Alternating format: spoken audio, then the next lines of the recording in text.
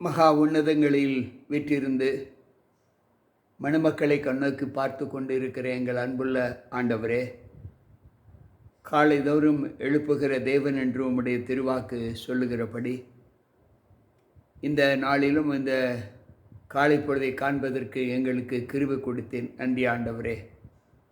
என்னாலே உன் நாட்கள் பெருகும், உன் ஆயுஷின் வருஷங்கள் வெறு தியாகம் என்று நீதிமொழிகள் 9:11 சொல்லி இருக்கிறீரே. அந்த ஆசீர்வாதத்தை இன்றைக்கு வந்திருக்கின்ற எங்கள் ஒவ்வொருவருக்கும் கொடுத்த தயவிற்காக சுதிக்கிறோம். அன்புள்ள ஆண்டவரே, இந்த நாளை உம்முடைய ஆலோசனையின்படி, உம்முடைய அறிவுரையின்படி நாங்கள் கடந்து செல்ல எங்களை உம்முடைய கரத்தில் ஒப்பு கொடுக்கிறோம். எங்களை வழி நடத்தும். மீட்பர் இயேசு கிறிஸ்துவின் நாமத்தில் ஜெபிக்கிறேன் நல்ல பிதாவே, ஆமென். அன்பு பிள்ளைகளே, கர்த்தர் மீண்டுமாக நம்மை கண்விழிக்க செய்து அவருடைய சங்கமத்திலே கூடி வருவதற்கு கிருபை செய்த தயவிற்காய் ஆண்டவருக்கு நன்றிகளை ஏறெடுக்கிறேன். வந்திருக்கின்ற உங்கள் அனைவருக்கும் நம் ஆண்டவரும் இரட்சகருமாய் இருக்கிற இயேசு கிறிஸ்துவின் பரிசுத்த நாமத்தின் இந்த வியாழக்கிழமையின் காலையின் வாழ்த்துக்களை தெரிவித்துக் கொள்கிறேன். கர்த்தர் நம்மோடு இருப்பாராக. இந்த நாளுக்குரிய தேவ சத்தியம் லூக்கா எழுதின நற்செய்தி நூலிலிருந்து நாம் தியானிக்கப் போகிறோம். என்னவென்றால், நீங்கள் அறிவாகிய திறவுகோலை எடுத்துக்கொண்டீர்கள், நீங்கள் அதில் பிரவேசிப்பதுமில்லை, பிரவேசிக்கப் போகிறவர்களை பிரவேசிக்க விடுகிறதும் இல்லை, அங்கு தடை பண்ணுகிறீர்கள் என்று சொல்லுகிறார். இந்த வாக்கியத்தை நாம் எப்படி ஆராய்ந்து பார்க்க வேண்டும்? ஆண்டவர் சொல்லுகிற வார்த்தை, அறிவாகிய திறவுகோலை எடுத்துக்கொண்டீர்கள். இந்த அறிவாகிய திறவுகோல் என்பது என்ன?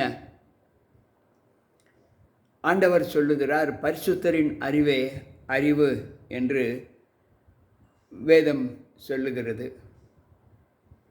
நீதிமொழிகள் 9:10 ஆண்டவர் சொல்லுகிறார், நானே புத்தி என்று சொல்லுகிறார். அப்படி என்றால் அறிவும் புத்தியும் அவர்தான் என்று வேதம் மிக தெளிவாக சொல்லுகிறது. நீதிமொழிகள் 9:10 வாசிக்கிறோம், கர்த்தருக்கு பயப்படுதலே ஞானத்தின் ஆரம்பம், பரிசுத்தரின் அறிவே அறிவு என்று சொல்லுகிறார்.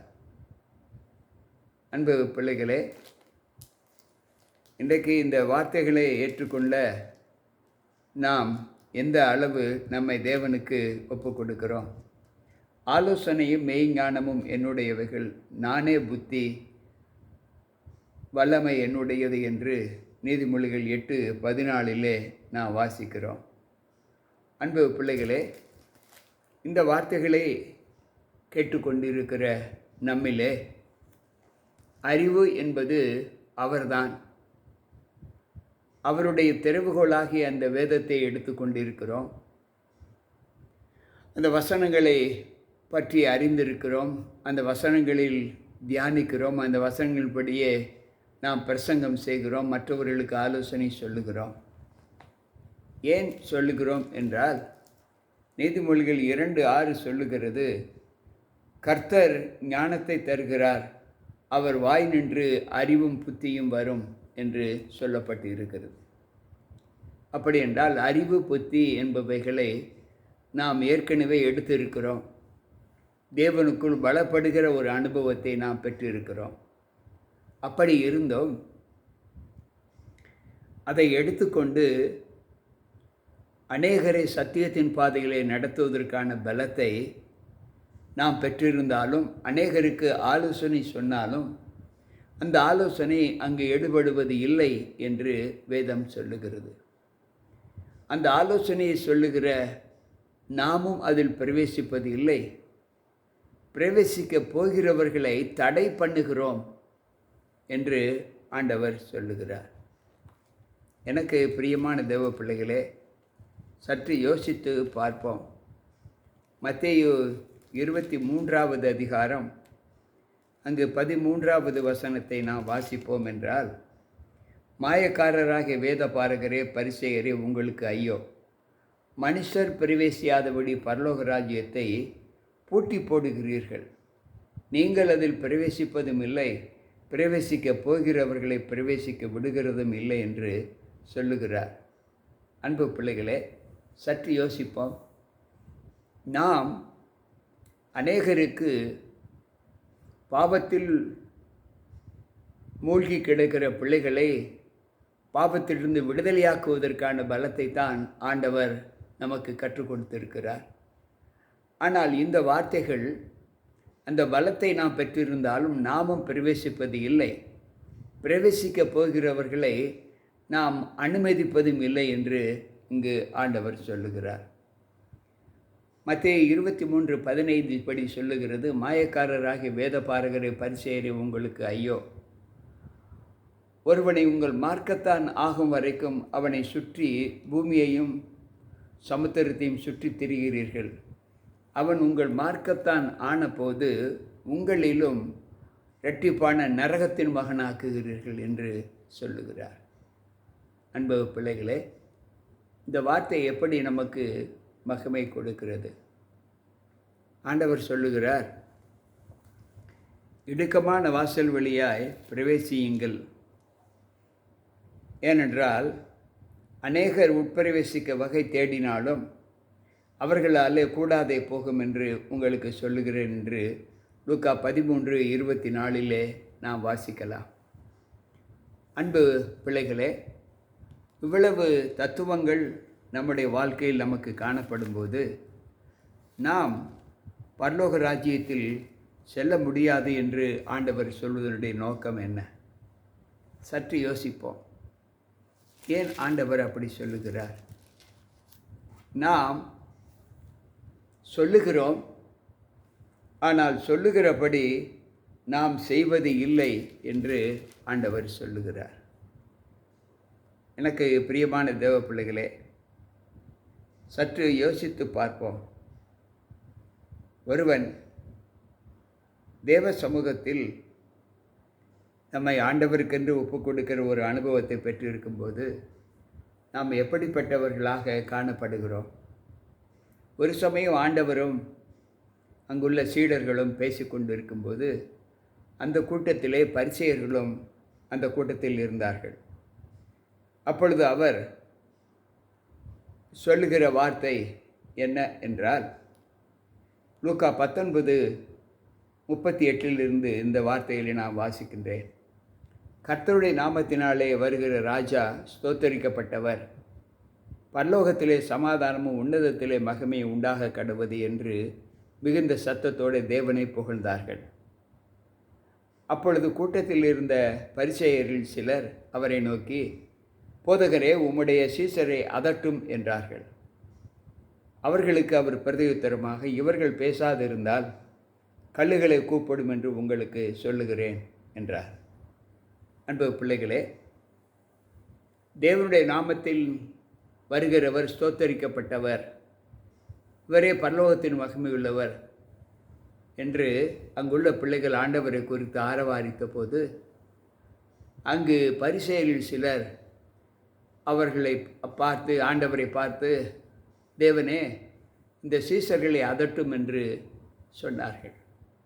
ஆண்டவர் அவர்களுக்கு பிரதியுத்தரமாக, இவர்கள் பேசவில்லை என்றால் இந்த கல்லுகள் பேசும் என்று சொல்லுகிறார். அன்பு பிள்ளைகளே, இன்றைக்கு இந்த வார்த்தைகளினாலே நாம் நம்மை எந்த அளவு களிப்புரை செய்கிறோம் என்பதை யோசித்து பார்ப்போம். யோவான் எழுதின நற்செய்தி நூல் 7வது அதிகாரம், அங்கு 47வது வசனத்திலிருந்து 52வது வசனங்கள் வரை வாசித்தால் அவர் சொல்லுகிறார், இப்பொழுது பரிசேயரில் நீங்களும் வஞ்சிக்கப்பட்டீர்களா?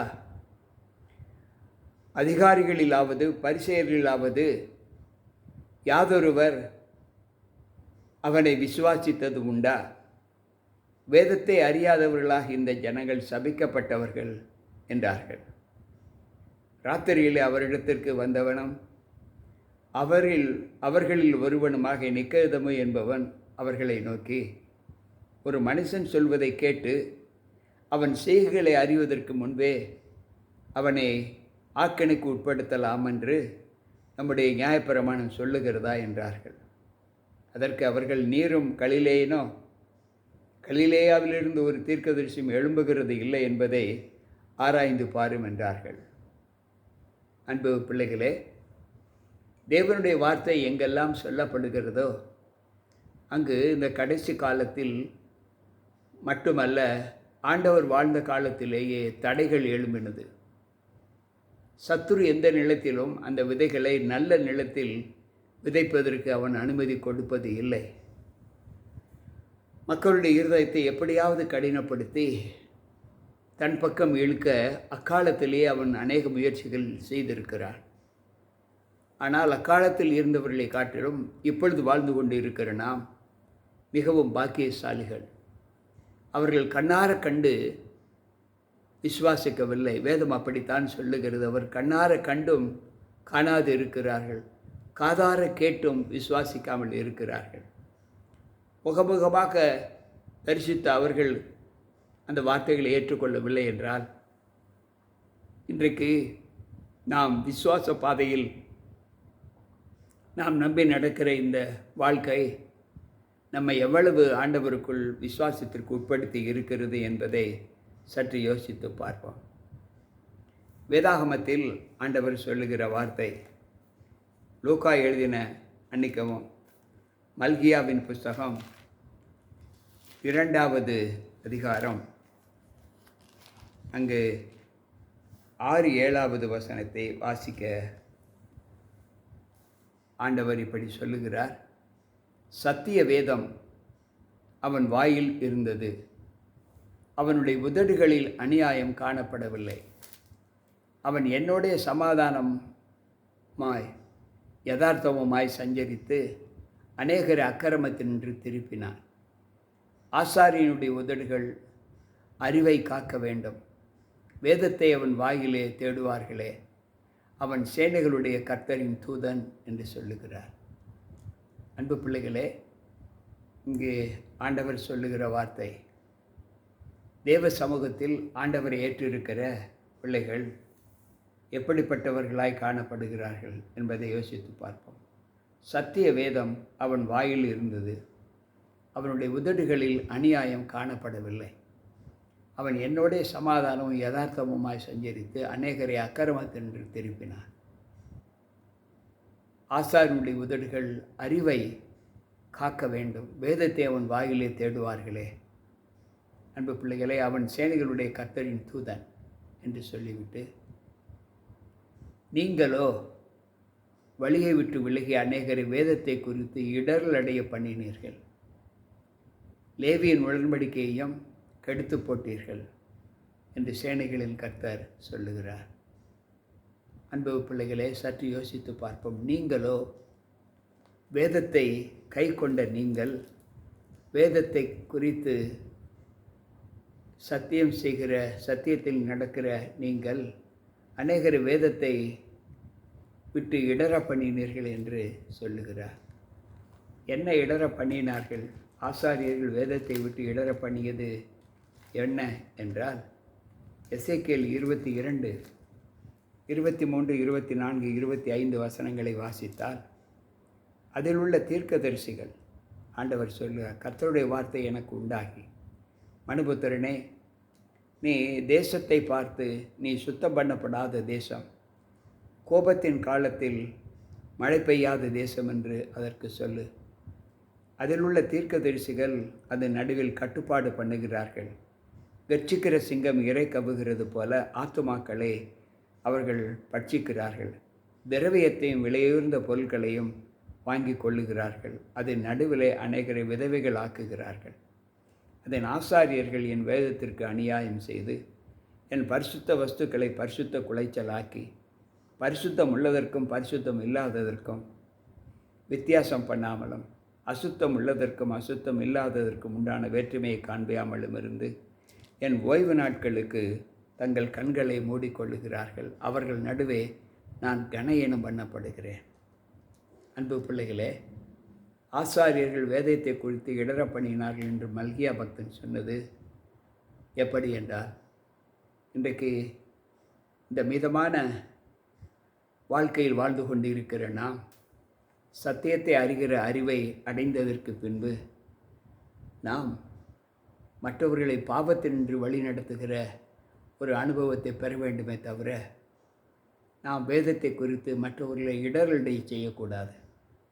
இன்றைக்கு உலகமே இந்த தேவனுடைய சத்தியத்தை குறித்து இடர்கள் அடைந்து இருப்பதை நாம் பார்க்கிறோம்.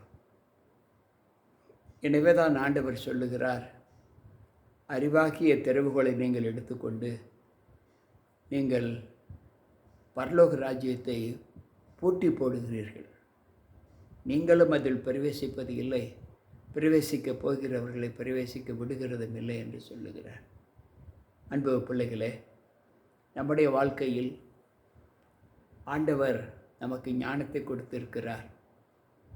பரிசுத்தரின் அறிவே அறிவு என்று நீதிமொழிகள் 9:10 நாம் வாசித்தோம்.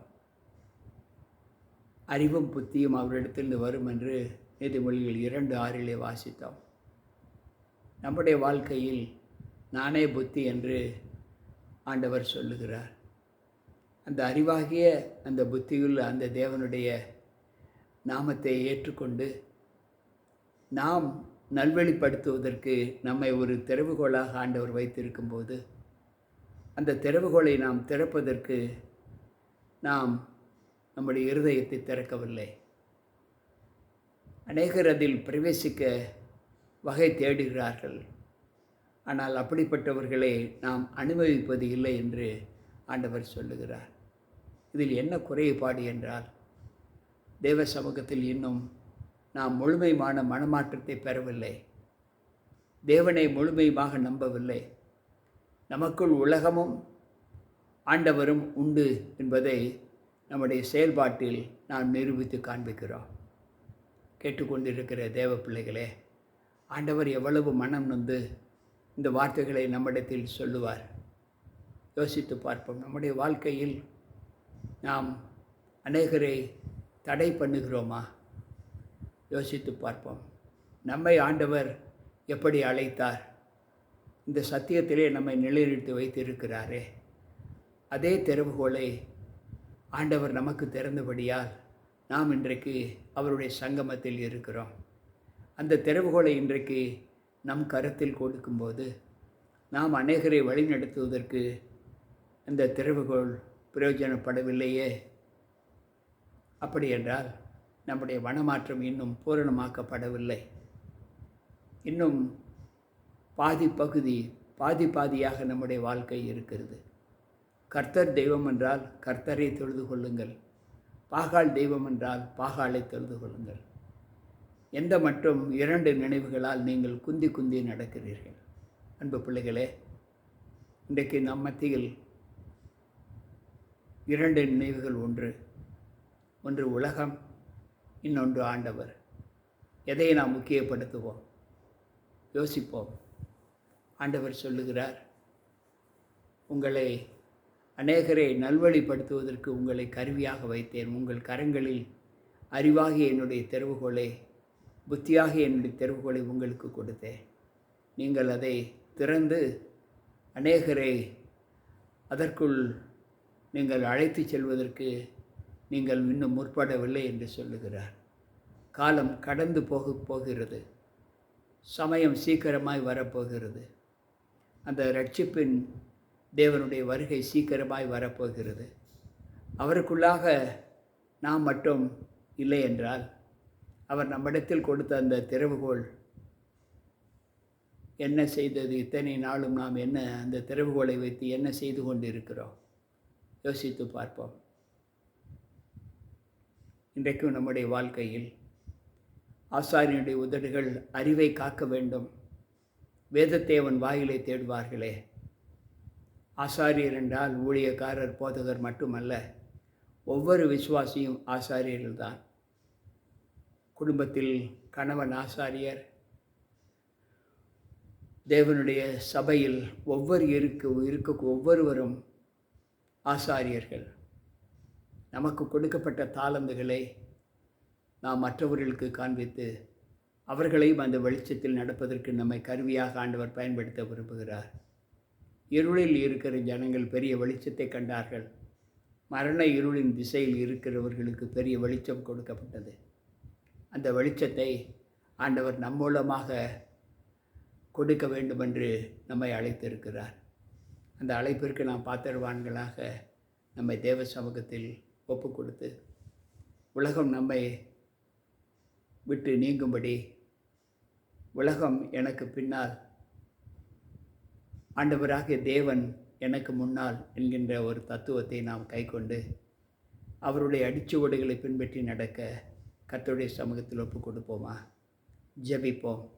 அன்பு ஆண்டவரே, இந்த காலை வேளையில் நீர் எங்களோடு பேசின இந்த வார்த்தைகள் எங்களுடைய ஆவியின் வல்லமையை தூண்டி நாங்கள் ஞானத்தோடு வாழவும், புத்தியோடு வாழவும், அறிவோடு வாழவும் மற்றும் போதாது, இன்னும் அநேக பிள்ளைகள், இருளில் இருக்கிற பிள்ளைகளையும் அந்த வெளிச்சத்தில் நடப்பதற்கு எங்களுடைய அந்த திறவுகோலை நாங்கள் திறக்க என் தேவன் எங்களுக்கு பலத்தை தாரும்.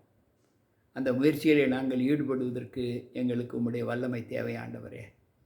இன்று முதல் அந்த வல்லமையை நாங்கள் பெற்று ஆண்டவரே, தேவனுடைய ராஜ்யத்தை குறித்து பேசுகிற பிள்ளைகள் இனி அமெரிக்கையாக இருக்கலாகாது என்று சொன்ன வார்த்தைக்கிணங்க நாங்கள் புறப்பட்டு சென்று இருளில் இருக்கிற ஜனங்களை வெளிச்சத்தின் பாதையிலே கொண்டு வருவதற்கு எங்களை பயன்படுத்த உம்முடைய கரத்தில் ஒப்புக் கொடுக்கிறோம். எங்களை வழி நடத்தும். மீட்பர் இயேசு கிறிஸ்துவின் நாமத்தில் ஜெபிக்கிறேன் நல்ல பிதாவே, ஆமென். அன்பு பிள்ளைகளே, கேட்ட வார்த்தைகள் நம்மை மீண்டும் சத்தியத்தில் ஒரு உந்துதல் கொடுத்து, ஒரு உற்சாகத்தை கொடுத்து, நாம் புறப்பட்டு போங்கள் என்று ஆண்டவர் சொன்ன அந்த கட்டளைக்கு இணங்க நம்ம ஒப்பு கொடுப்போம். இந்த வார்த்தை உங்களை பலப்படுத்தட்டும். மீட்பர் இயேசு கிறிஸ்துவின் நாமத்தில் ஜெபிக்கிறேன் நல்ல பிதாவே, ஆமென். அன்பு பிள்ளைகளே, கேட்ட வார்த்தைகள் நம்முடைய வாழ்க்கைக்கு மிகவும் பிரயோஜனமாக இருக்கும் என்று நான் கர்த்தருக்குள் நம்புகிறேன். மீண்டும் நாளை சந்திப்போம். உங்கள் போதகர் ஜி.கே. ராபர்ட். ஆமென்.